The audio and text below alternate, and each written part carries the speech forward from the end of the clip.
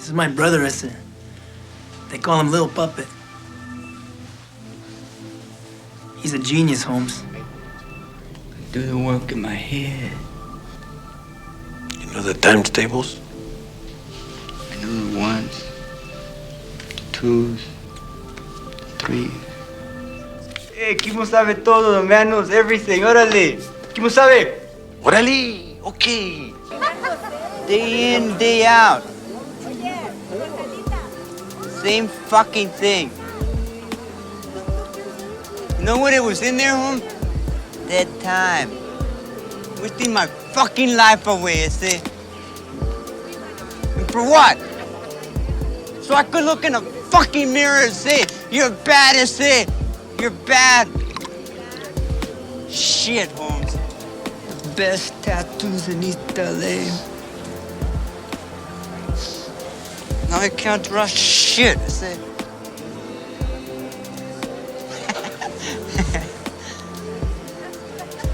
Fuck it, Holmes. It's okay. Yeah, I'm lucky, huh? I'm here, I say.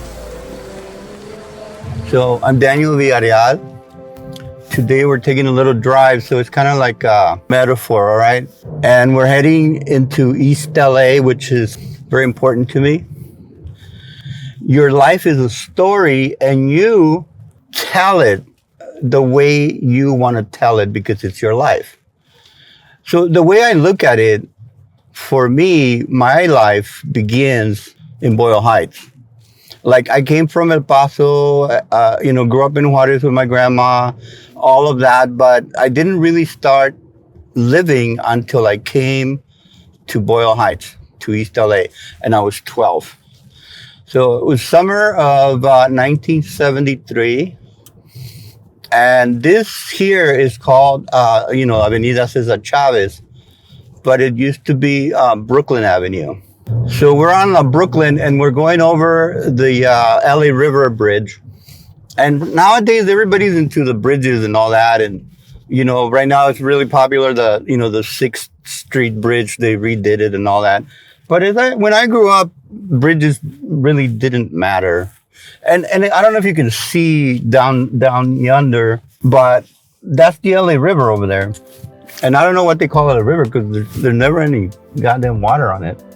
If you've seen some movies, you've seen that river before. They use it in a lot of movies. I think there's a scene in Bambayana, Blood In, Blood Out. It ends at the LA River, doesn't it? I think it does. So if you look that way, we're entering Boyle Heights. And technically, once you cross the river, you're in East LA. So that's East LA, and it goes way, way over there. But in reality, this is Boyle Heights. And then when there's a kind of like not a fight, but there's a thing about where are you from Boyle Heights? Are you from East LA? Where's East LA? Where's Boyle Heights? So some people are really proud about having been born into Boyle Heights. I don't know if it's like destiny, but I don't think I would be here today. We wouldn't be here if I hadn't come here, if I hadn't grown up here, because it shaped who I am to this day. I'm still the same guy. I mean, it's just like, I could be, 14-year-old, 15-year-old, driving somebody's car and cruising, We're not in a lowrider by any means, but this is the hood. And it's kind of hard to explain it because, people think like, oh, it must be really cool looking and all this and all that. But see, for instance, here, if you look over there, that's Zamora Brothers. I've been to a lot of little parties here. Some of the people that I went to school with, that's their spot. And they have really good carnitas, by the way. And then if you look over here on your right, this is White Memorial Hospital. If you're really sick, don't go there. You might not make it out. A little side note, White Memorial paid for first office for Homeboy Industries. That's a fact. They paid the rent for when Homeboy Industries had an office on First Street. You can't really tell, but all of these streets hold, well, at least back then, there were turf for different gangs. So you couldn't just walk around anywhere. You always had to keep that in mind that, you know, there were certain areas if you were in a gang, you couldn't go to. You see it right there on the left? As a kid, I couldn't go there because the rival gangs hung out there.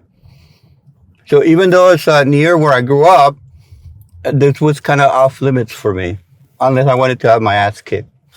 So as you can see, if you look around, a lot of these places, they still look like they're stuck in the 60s, 70s. So when people cry about, you know, gentrification, it's like, well, I mean, what have you done to the area? Okay, so on the right here is La Parrilla, one of my favorite places. So this is Michigan Avenue. This is where I grew up. This is my hood. This is Third Street Gang. This is La Tercera, which now really doesn't exist anymore. All right, so you see this little parking lot here? That's where I used to live. And right next to where that truck was, one night, I was sitting on top of a car right there with all my homeboys. And this is like early 70s. This is when the drive-by started. So I was sitting on top of a car right there. If you go down that way, that's where my apartment was. So I experienced one of a few drive-by shootings. I was sitting at the car pulled up and it just started shooting. There was a guy in front of me that got hit, and luckily, you know, poor guy, but otherwise I would have been hit. So if you look back there was my little apartment right down there. And we all used to hang out. And many stories. This used to be the All Nations Neighborhood Center. And right here was a mural that was called the No Compre Vino Gallo mural, and it was done by Carlos Almaraz. So All Nations Neighborhood Center is where my gang hung out, you know, La Tercera, Third Street Gang. And the man who ran All Nations was Bill Maxwell. He was my mentor. And in that building, he built a darkroom, a gallery for us, for me and my friends to have our photographs. He taught me how to shoot photos.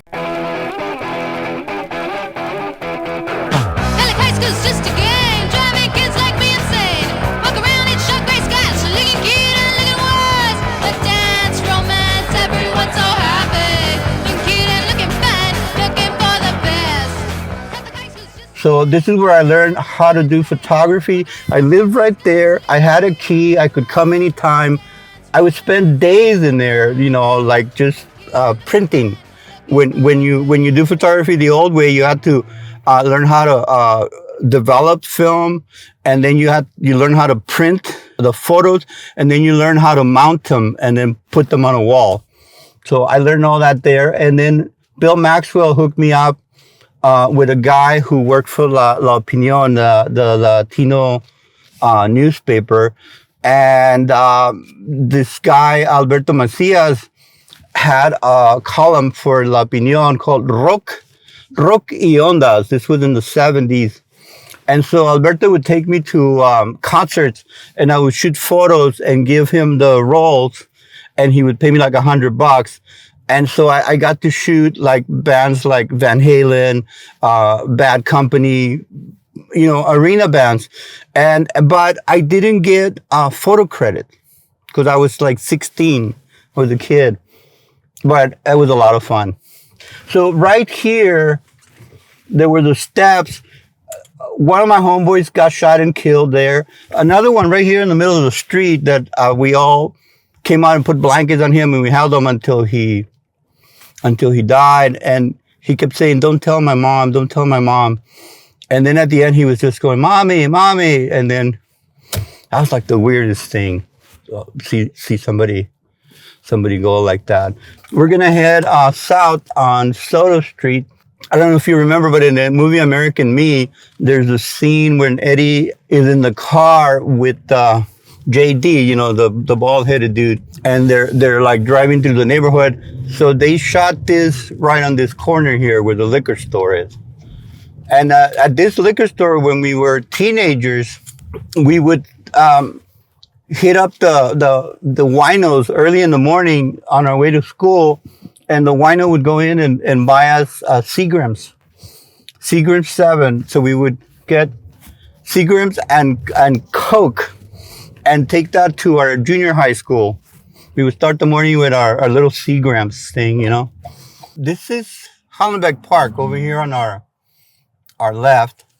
This was controlled by my gang, by the Third Street gang. But part of the reason why there was rivalry with there was Primera Flats and Cuatro Flats. The place I showed you where All Nations Neighborhood Center was, we used to share it with Primera Flats.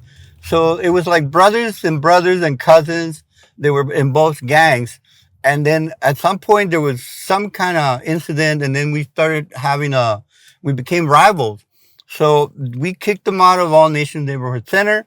And then the gang, we came to Hollenbeck Park, and we kicked out Cuatro Flats out of the park. So there were many fights over this turf. It seems kind of family friendly now, so maybe it's okay to come in.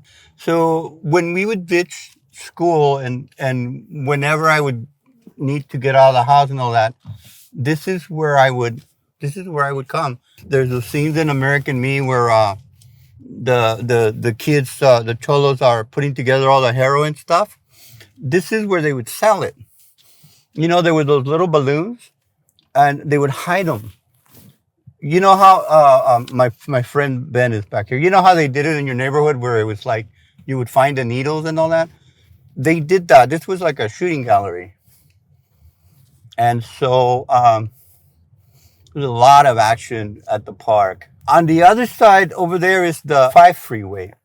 And it didn't used to have this big old wall that they put up. So sometimes when the cops would come, we would run. And then a couple of times we ran across the freeway to the other side. You have to consider, you have to picture that, you know, when I'm 13, I'm 14.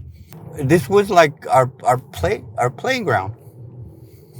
That was our turf. That was our gangs. That park belonged to us. And some unfortunate fellas would not know that and then walk through there sometimes, and they usually didn't make it out. They drained that. I'll show you the pond. They drained it a few times and found some unpleasant things in there. A lot of these things are just memories now, you know.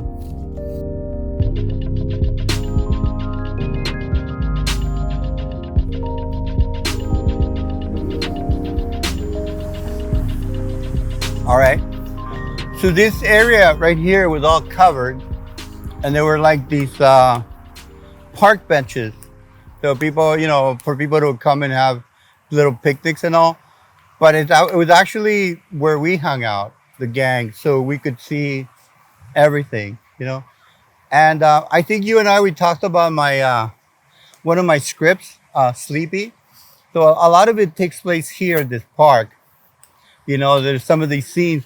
So we would get high and do things that we thought was fun.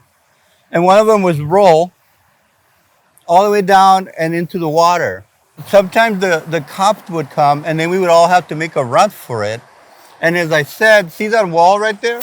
That wall wasn't there. That's the freeway. So you have to like make a run for it and cross the freeway to the other side.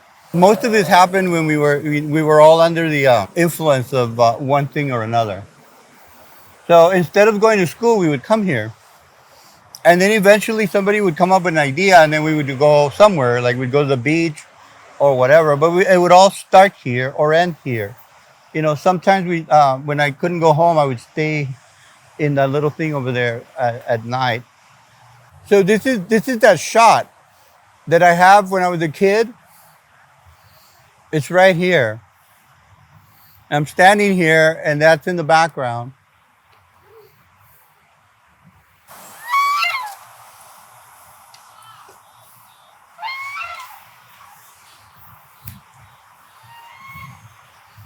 Yeah, good luck trying to find your name. They painted it and repainted it. I think I have a picture where it was like right here.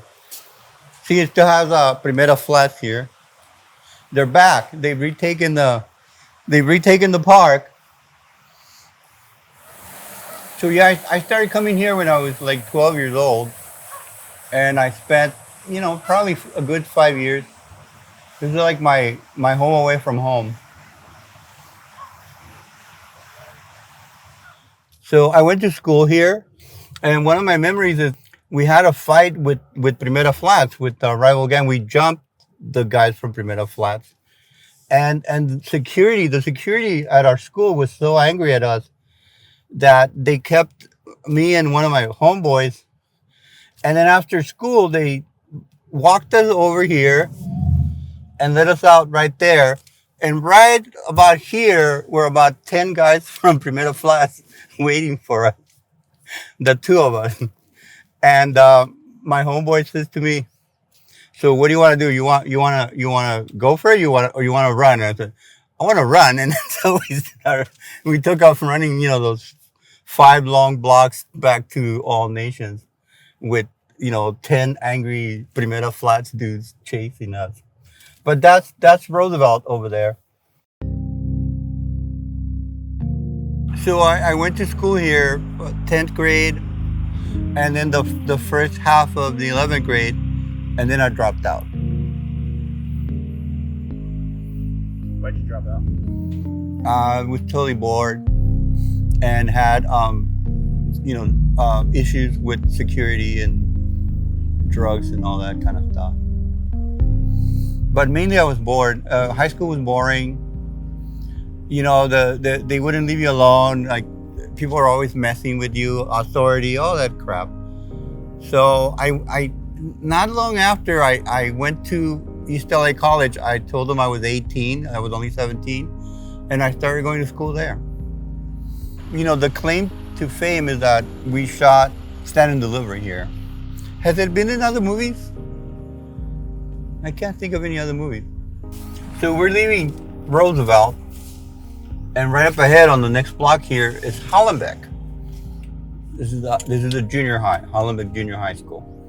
So I went 3 years to school here. So this was a lot more fun for me. Hollenbeck was. So 3 really good years. And you see that little spot right there?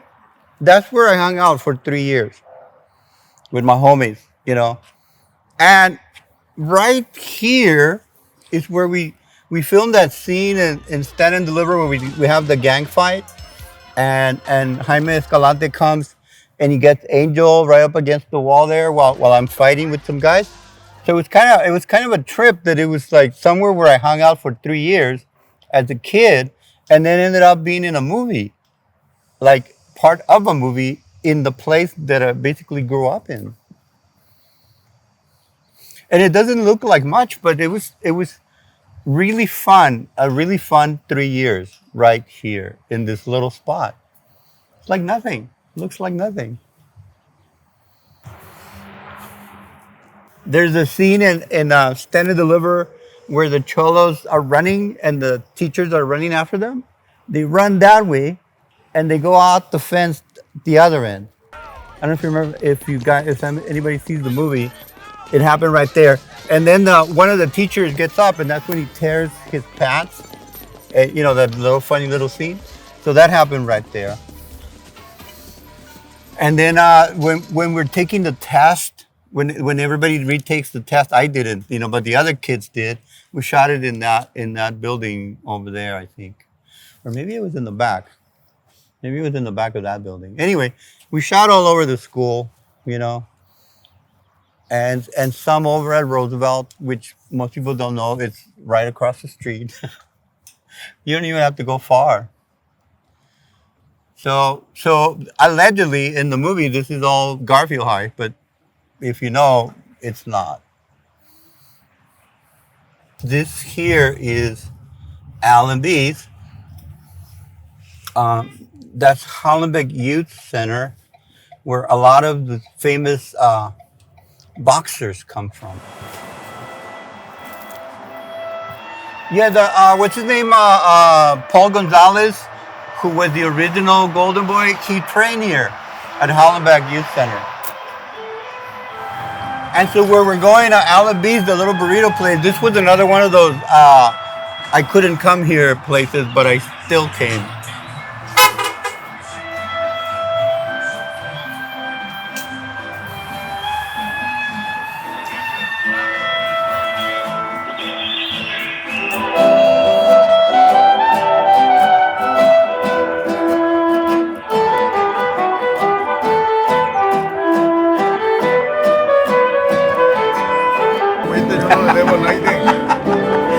Yo quiero esto y una coca. ¿Tienes?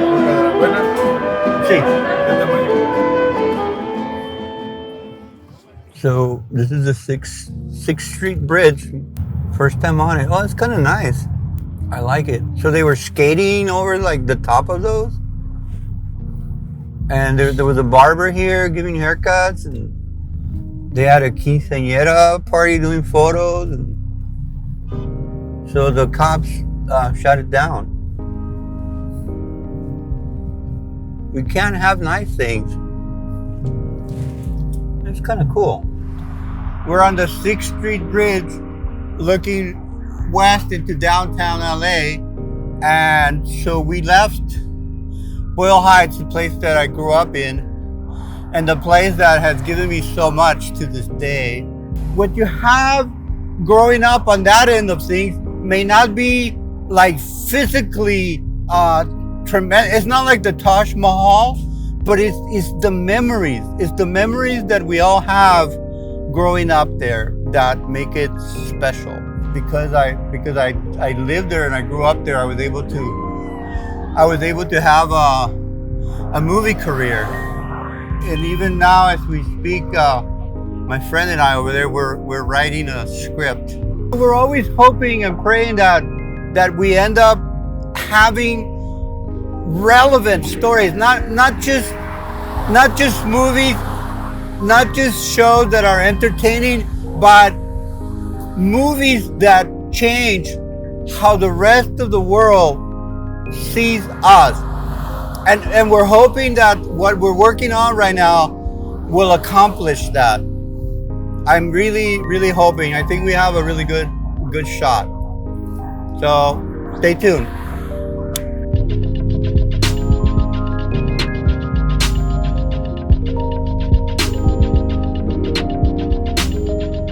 So I actually met him at the airport and didn't know him, and I hadn't even seen Stand and Deliver. But I remember I asked everybody who's playing my brother, because I was curious. And then they told me it was him. So he was kind of a mystery man to me. And then eventually we started making the movie together, and that's when I really realized who he was. You know, in terms of the work, it was phenomenal working with him. He's such a good actor, and he was so focused, and he put his heart and soul into that performance that he gave as my little brother. And when you work with someone like that, you know, in a difficult film like American Me was, it was challenging, it was intense. But when you work with someone like that who's willing to give their all, you know, just to go down and dirty about it, then it brings out the best in you too. And I can honestly say that acting with Daniel Villarreal was so easy because all you had to do was connect to him, and he would bring out the performance in you. You would be so moved by what he was doing. It wasn't even like it was acting.